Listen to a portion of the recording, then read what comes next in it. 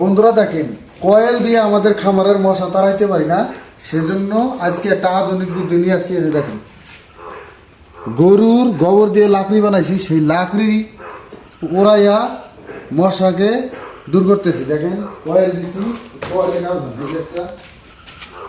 এই যে একটা কয়েল দিছি, দেখেন কয়টা কয়েল দিছি, এই যে এই জায়গায় একটা দিছি, এটা শেষ। দেখেন এই যে একটা কয়েল দিছি, দেখছেন? এই দেখেন এই যে একটা কয়েল। আপনারা হাসবেন অবশ্য, ক্যামেরাম্যান সব আসতেছে। এই যে একটা কয়েল, এই দেখেন 8টা গরুর জন্য কতগুলো কয়েল দিছি।